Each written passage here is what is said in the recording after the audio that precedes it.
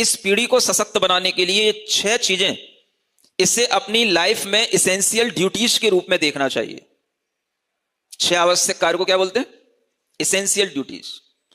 जैसे हम अपनी इसेंशियल ड्यूटी अपने ऑफिस में जाकर के निभाते हैं, जैसे हम अपनी इसेंशियल ड्यूटी को अपने घर में अपने फैमिली मेंबर्स के साथ कुछ करके करते हैं, ऐसे ही अगर हमें मानसिक और शारीरिक रूप से सशक्त होना है तो ये बता रहा हूं, ये 6 काम जो व्यक्ति करेगा वो लाइफ टाइम तक बिना डिप्रेशन के, बिना टेंशन के और बिना शारीरिक बड़ी बीमारियों के अपना जीवन निकाल सकेगा। इन 6 चीजों से ही आपके अंदर वो मानसिक शक्ति आएगी जो आपका पुण्य बढ़ाएगी और वही मानसिक शक्ति आपको आगे बढ़ाने में मदद करेगी। ये वो चीजें हैं, इनको लोगों ने एक साधु की चीजें बना करके, एक वैसे ही बस खाना पूर्ति की चीजें बना करके लोगों ने समझ रखा है। लेकिन तीर्थंकरों का धर्म कभी भी खाना पूर्ति का नहीं होता। धर्म पर विश्वास करके चल रहे हो तो उससे कभी खाना पूर्ति मत करना, उससे चित्त स्थिर करके उससे लाभ लेना, और वो लाभ जब आपको महसूस होगा तभी आपको समझ में आएगा कि ये धर्म हमारे कितने काम का है। आज तक लोगों ने धर्म को काम का नहीं बनाया।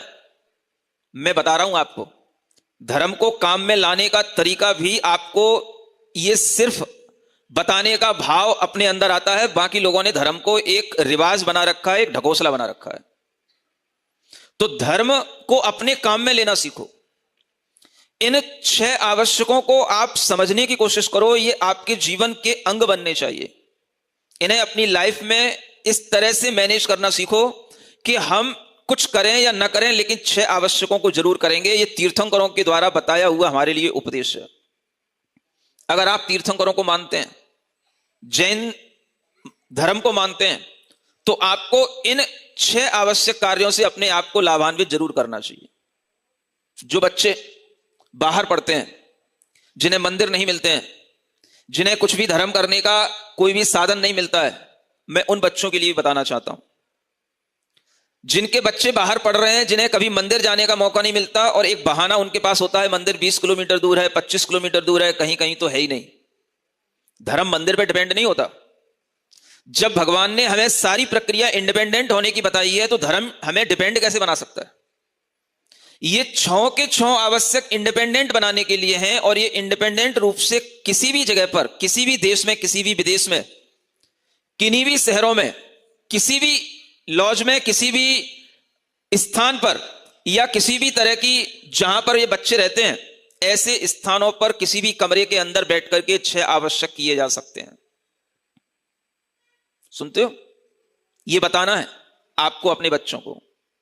जो बच्चे घर से बाहर गए हुए हैं और ये कह करके कि वहां पर हम कुछ नहीं कर पाते, हमारे पास धर्म करने का कोई साधन नहीं है, उनको मैं बताना चाह रहा हूं कि ये 6 आवश्यक अपनी पूरी डेली लाइफ स्टाइल में इनको इन्वॉल्व करें। अगर आपको सशक्त बनना है भीतर से, तो आपके लिए धर्म भी होगा, आप मानसिक रूप से स्वस्थ भी रहेंगे, और आपके लिए जो दर्शन आदि का भाव आता है और वो नहीं कर पाते हो, उसके कारण से जो आपके अंदर संस्कार टूटता चला जा रहा है, वो संस्कार भी बना रहेगा, और आप हमेशा हमेशा के लिए तीर्थंकरों की वाणी से जुड़े रहोगे। क्या करना है? इन 6 चीजों को दिन भर में किसी भी टाइम पर कर लेना है, रात में भी किसी भी टाइम पर कर लेना है। 24 घंटे के अंदर हमारे 6 आवश्यक पूरे हो जाएं। ये मैं आपके लिए समझा रहा हूं। साधुओं के लिए तो सुबह के शाम को प्रतिदिन करने ही होते हैं, लेकिन एक हाउस होल्डर को किसी भी टाइम पर वो कर सके और ये 6 चीजों की पूर्ति कर ले। वो ये 6 एसेंशियल ड्यूटीज, इन्हें अपने जीवन में शामिल करे। क्या करे? समभाव में बैठने की कोशिश करे। सबसे पहले कैसे बैठे? कोशिश करेगा तो बैठेगा ना। चित्त को स्थिर करके सुबह से शाम तक अपना कोई कामकाज करके आए हैं तब, या जब जा रहे हैं उससे पहले अर्ली मॉर्निंग अगर हमें टाइम मिले तो सबसे अच्छा समय होता है सुबह बैठ करके। सबसे पहले क्या करना? सामायिक करना। चाहे सामायिक प्रतिमा हो या ना हो, चाहे हमारे कोई 2 प्रतिमा के व्रत हो या ना हो, इससे कोई मतलब नहीं है। सामायिक हमारा धर्म होना चाहिए, यह पहचान होनी चाहिए जैनत्व की। अगर हर जैन इस भाव में रहेगा तो उसके लिए अपने आप ये पहचान बनेगी। भले ही आप ट्रेन में सफर कर रहे हो, ट्रेन में भी सोते हो, सुबह आपकी ट्रेन कहीं भी जा रही हो, कहीं भी ट्रेन खड़ी हो या चल रही हो, इससे कोई भी लेना देना नहीं है, आप तो अपनी डिब्बे में अपनी जगह पर बैठे ही हो ना। बस आप सुबह उठे, सुबह उठते ही आपने क्या भाव किया? सबसे पहले हमें सामायिक करना है।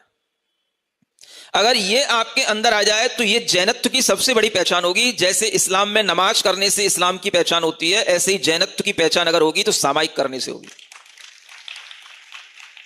अहिंसा, खाना पीना, ये सब तो बाहरी बातें हैं, भीतर अपने लिए क्या कर रहे हो, ये अगर हम सीखेंगे तो किसी को सिखाएंगे। सामायिक करना सीखो। जरूरी नहीं है कि हम उसके लिए टाइम 48 मिनट का निकालें, 1 घंटे का निकालें। सामायिक श्रावक के लिए टाइम से बाउंडेड नहीं है। कोई तुम्हारी सामायिक प्रतिमा नहीं है, उनके लिए बता रहा हूं मैं, सुन रहे हो ना? नहीं तो अभी कोई प्रतिमाधारी कहने लगेंगे महाराज ने कह दिया है कितनी भी कर लेना। मेरी परिभाषा किन के लिए है, उनके लिए सुने। तो सामान्य जो लोग हैं, कॉमन हाउस होल्डर्स हैं, जनरल व्यक्ति हैं, उनके लिए मैं कह रहा हूं ये सामायिक के भाव में वह अपनी इच्छा अनुसार टाइम देख करके, कितने बजे उठा, कितना टाइम मेरे पास है, 20 मिनट है तो 20 मिनट सही है ना, 24 मिनट है तो 24 मिनट सही। 24 मिनट की एक घड़ी कहलाती है, क्या बोलते हैं? एक घड़ी। अगर हो जाए 24 मिनट की एक सामायिक तो इतनी पर्याप्त है आपके लिए। एक घड़ी 24 मिनट की पहले बैठना सीखो, 48 मिनट तो बाद में। क्या सुना? घड़ी से लगा करके बस 24 मिनट मुझे शांत भाव से बैठना है। क्या करना है? शांत भाव से बैठना है। और शांत भाव से बैठ करके 2 काम किए जा सकते हैं। या तो हम नमोकार मंत्र का स्मरण कर लें, हम कोई भी प्रतिमा का स्मरण कर लें, या हम अपनी आत्म तत्व की भावना कर लें कि मेरा शरीर, मेरी आत्मा, ये दोनों भिन्न हैं और मेरी आत्मा इस संसार में शरीर से, कर्मों से, इन जो भाव हमारे अंदर आ रहे हैं, इन भावों से वह ऊपर है, इन भावों से अलग है। ये विचार कर लें बस 24 मिनट के अंदर। क्या फायदा मिलेगा? जो आपके सांसारिक भाव हैं, उन सांसारिक भावों से अपने को छुड़ाने का इससे अच्छा कोई साधन नहीं होता। जैसे ही आप बैठोगे आपको चिंता पड़ेगी बेटी की, बेटे की, पत्नी की, पति की, किसी की चिंता नहीं करना। ये सब संसार के संबंध हैं, इनसे 24 मिनट के लिए मेरा कोई संबंध नहीं है। इसको बोलते प्रैक्टिस ऑफ डिटैचमेंट, कि बहुत जरूरी है आज के समय पर।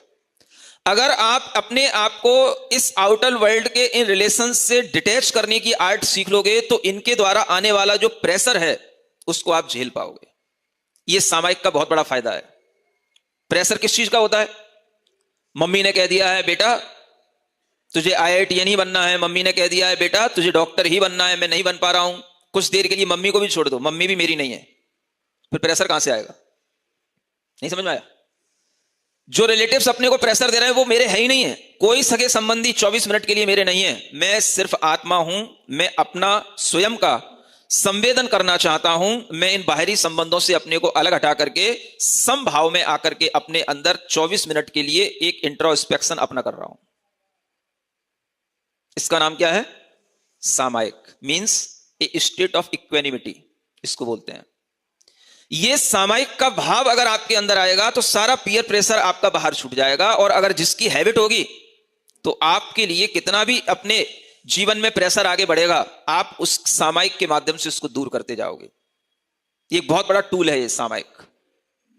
इसको लोग समझते नहीं। पहले कुछ लोग करते भी थे, अब तो सब भूल गए। सिवाय मंदिर में दान पूजा करने के और कोई काम बचा ही नहीं। और इस काम को मैं मना नहीं कर रहा हूं, लेकिन इसकी भी एक क्या अहमियत है वो मैं बाद में बताऊंगा। लेकिन ये पहली चीज जो मुख्य है वो क्या है? अपने लिए, जिससे हमारे जीवन की पहचान है, तीर्थंकरों के द्वारा बताया हुआ ये भाव, सामायिक का भाव।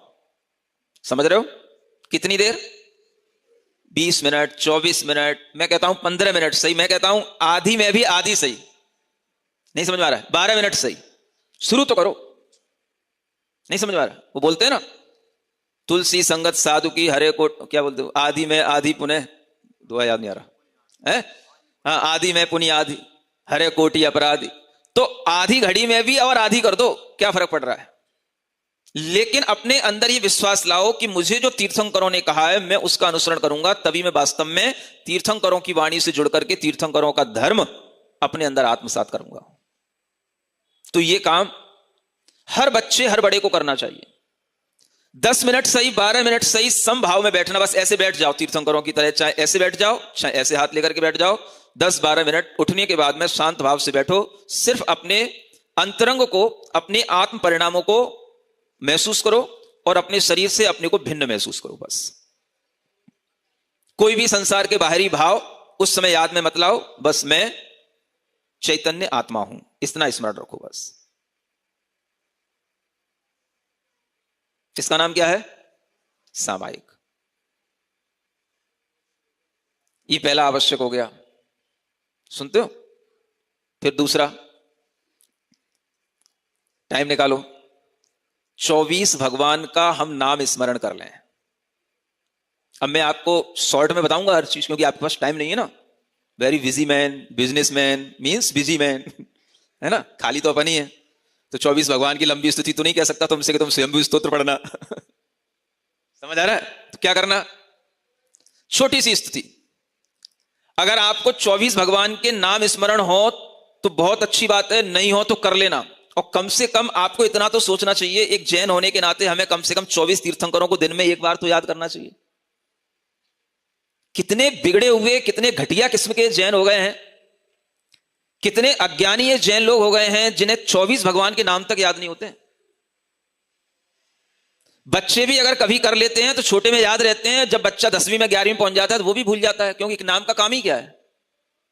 क्या मतलब है पाठशाला पढ़ाने से?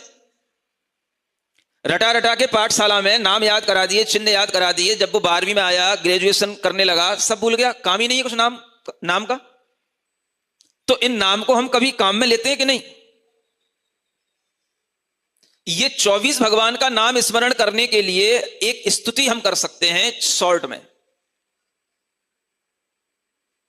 अगर इतना सा बन जाए तो ये भी एक आपकी स्तुति कहलाएगी।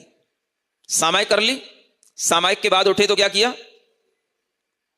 आदिनाथ भगवान के चरणों में मेरा नमस्कार हो, अजितनाथ भगवान के चरणों में मेरा नमस्कार हो, संभवनाथ भगवान के चरणों में मेरा नमस्कार हो, अभिनंदन नाथ भगवान के चरणों में मेरा नमस्कार हो, सुमतिनाथ भगवान के चरणों में मेरा नमस्कार हो, पद्मप्रभ भगवान के चरणों में मेरा नमस्कार हो, सुपार्श्वनाथ भगवान के चरणों में मेरा नमस्कार हो, चंद्रप्रभ भगवान के चरणों में मेरा नमस्कार हो, पुष्पदंत भगवान के चरणों में मेरा नमस्कार हो, शीतलनाथ भगवान के चरणों में मेरा नमस्कार हो, श्रेयोनाथ भगवान के चरणों में मेरा नमस्कार हो, वासुपूज्य भगवान के चरणों में मेरा नमस्कार हो, विमलनाथ भगवान के चरणों में मेरा नमस्कार हो, अनंतनाथ भगवान के चरणों में मेरा नमस्कार हो, धर्मनाथ भगवान के चरणों में मेरा नमस्कार हो, शांतिनाथ भगवान के चरणों में मेरा नमस्कार हो, कुंथुनाथ भगवान के चरणों में मेरा नमस्कार हो, अरनाथ भगवान के चरणों में मेरा नमस्कार हो, मल्लीनाथ भगवान के चरणों में मेरा नमस्कार हो, मुनिसुब्रतनाथ भगवान के चरणों में मेरा नमस्कार हो, नमीनाथ भगवान के चरणों में मेरा नमस्कार हो, नेमिनाथ भगवान के चरणों में मेरा नमस्कार हो, पार्श्वनाथ भगवान के चरणों में मेरा नमस्कार हो, महावीर भगवान के चरणों में मेरा नमस्कार हो। चतुर्विंशति तीर्थंकरेभ्यो नमो नमः। ये क्या हो गया? ये स्तुति हो गई, स्तवन हो गया। किसका? 24 तीर्थंकर भगवान का। कई तरीके हैं, और जल्दी करना हो, ऋषभ अजित संभव अभिनंदन सुमति पदम सुपार्श जिन राय, चंद्र पहुप शीतल श्रेयांश जिन वासु पूज्य पूजित सुर राय, विमल अनंत धर्म जस उज्ज्वल शांति कुंथु अर मल्ली मनाय, मुनि सुव्रत नमिनेमि पार्श्व प्रभु वर्धमान पद शीश नवाय। मुझे भी याद है, बचपन में करता था है ना। हाँ, तो ऐसे करके 24 भगवान की स्तुति याद कर ली, हो गया ये, ठीक है ना। थोड़ा सा अपने को और अच्छा करना हो, प्राकृत की भी 4 लाइनों में एक स्तुति है छोटी सी, है ना। आदि संवंदे जिणमजियम संभवम अभिनंदन सुमयिम पौम सुपासम चंदम सुविहिम सीयलसेय वासुपूज्यम विमलमणन्तम धम्मपवत्त धम्मम संतिम कुंथु अरम मल्लिजिणम मुनिसुवयणाहम णमिणेमिम पासपहुम, है ना। ऐसे करके ये 24 भगवान की स्तुति अर्चना पथ में सिंपल से 4 लाइनों में ऐसी लिखी हुई है, प्राकृत भाषा में व्यवस्थित रूप से। समझ रहे हो? 4 लाइनें ये याद हो जाएं, ये क्या हो गई? ये स्तुति हो गई। अब क्या करना? अब किसी एक तीर्थंकर की वंदना कर लेना, है ना। अब ये अलग अलग टाइम पे भी अलग अलग कर सकते हो, जरूरी नहीं सब एक साथ करना, जब टाइम मिल जाए। लेकिन अपने को 6 चीजें पूरी कर लेना, चाहे 3 सुबह कर लो, चाहे 3 शाम को कर लो, चाहे 2 सुबह कर लो, 2 दोपहर में कर लो, 2 शाम को कर लो, 2 रात को कर लो, कैसे भी कर लो। समझ में आ रहा है? फिर क्या करना? एक तीर्थंकर भगवान की स्तुति के कोई भी 4 लाइनें याद है किसी को? कुछ क्या है? आप स्वयंभू स्तुति किसको याद होगा? वो तो हो ही नहीं सकता। वर्धमान स्तोत्र याद हो, भक्तामर स्तोत्र याद हो, तो आदिनाथ भगवान के चरणों में 2 छंद पढ़ लिए तो वर्धमान स्तोत्र के 2 छंद पढ़ लिए तो वर्धमान भगवान की स्तुति होगी। कोई भी भगवान के स्तोत्र के 2 छंद पढ़ लोगे तो आपको 2 एक ये वंदना हो गई। ठीक है? आदिनाथ भगवान के पढ़ लिए भक्तामर के 2 छंद तो आदिनाथ जनेन्द्राय नमो नमः, और वर्धमान स्तोत्र के पढ़ लिए तो वर्धमान जनेन्द्राय नमो नमः। हाँ, चालीसा भी पढ़ सकते हो आप स्तुति वंदना में, जो है ना। अगर चालीसा याद है, चालीसा पढ़ लिया, चलो ये भी ठीक है आप लोगों के लिए। कुछ भी सही, प्रयोजन यह है कि आप इन 6 आवश्यकों की पूर्ति करें और इनसे लाभान्वित हों। अब ये आपने 3 आवश्यक कर लिए, समझ आ रहा है? अभी बताने में तो टाइम लगा रहा है, जब करोगे आप तो 5 ही मिनट में सब हो जाएगा आपका। फिर क्या करना? प्रतिक्रमण, है ना। छोटा सा प्रतिक्रमण, जो दार्शनिक प्रतिक्रमण में अष्टमूल गुण और सप्त व्यसन के दोषों का प्रतिक्रमण बताया गया, सिर्फ उतने 15 पैराग्राफ पढ़ लेना बस। उससे इतना अच्छा भाव आपके अंदर रहेगा कि अगर आप कोई गलत कर रहे हो तो वह प्रतिक्रमण आपको गलत करने का एक ज्ञान देगा कि आपके जीवन में गलत हो रहा है। भले ही आप कर जाओ गलत, कोई बात नहीं, लेकिन वो आपको रियलाइज कराएगा कि आपने गलत किया है, इसका पश्चाताप आपको अच्छे से करना है, ये आपके जीवन की ये गलतियां हैं।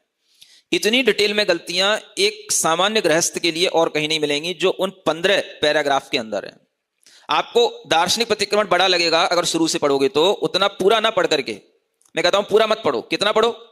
जहां से बस वो अहिंसा स्थूल मूल गुण में लगे दोषों का वर्णन, सत्य स्थूल मूल गुण में लगे दोषों का वर्णन, इस तरह से जो शुरू हुआ है 8 मूल गुण और सप्त व्यसन से मुक्त होने के लिए 15 पैराग्राफ आप पढ़िए प्रतिदिन। वो आपको मोबाइलों पे सब मिल रहा है। ये 15 पैराग्राफ आपके दार्शनिक प्रतिक्रमण के नाम से आपको मोबाइल पे मिल रहे हैं। आप केवल ऑन करके सुन लीजिए तो भी चल जाएगा। सुनते हो? ये आपका प्रतिक्रमण होना चाहिए। प्रत्याख्यान, प्रत्याख्यान में आप अपने मन के अंदर कोई भी एक भाव कर सकते हो कि आज मैं ये नहीं करूंगा। क्या नहीं करूंगा वो आपके ऊपर है। आप ये भी सोच सकते हो आज मैं 2 घंटे गुस्सा नहीं करूंगा, आज मैं आज के दिन, अब खाने पीने की कहूंगी तो आप फिर जो है कर नहीं पाओगे कुछ भी है? फिर भी आप कर सकते हो 2 घंटे में मौन रहूंगा, है? मौन तो 2 घंटे नहीं रह पाओगे, तो 2 घंटे में कुछ भी नहीं खाऊंगा। मान लो आप ऑफिस में बैठे हो, 2 घंटे में कुछ भी नहीं खाऊंगा, 12 से 2 बजे तक मेरा खाने पीने का त्याग है, 1 घंटे का त्याग है, आधा घंटे का, सही, जो भी आपके मन में आए एक छोटा छोटा से प्रत्याख्यान अगर आप करोगे तो आपके अंदर अपने आप जो कर्मों के आश्रव हो रहे हैं वो रुके रहेंगे और आप जो है उस पुण्य बंध को प्राप्त करते रहोगे जिसकी आपको बहुत आवश्यकता है अपने जीवन में। और फिर उसके साथ प्रतिक्रमण हो गया, प्रत्याख्यान हो गया, एक काय उत्सर्ग। कभी भी सोने से पहले या उठने के बाद एक काय उत्सर्ग कैसे किया जाता है, तो उसको आप सामायिक में भी शामिल कर सकते हो। 27 श्वासोच्छ्वास गिन करके एक काय उत्सर्ग कर लिया, बस उसे आप सामयिक में भी कर सकते हो। आपको और छोटा सा पैकेज बना देता हूं, कम से कम टाइम में आपको हो जाए। सामायिक काय उत्सर्ग एक साथ कर लो, एक बार वंदना और स्तुति एक साथ कर लो, प्रतिक्रमण प्रत्याख्यान एक साथ कर लो, 2-2 का पैकेज बना करके 3 टाइम में इसको कभी भी पूरा कर लो।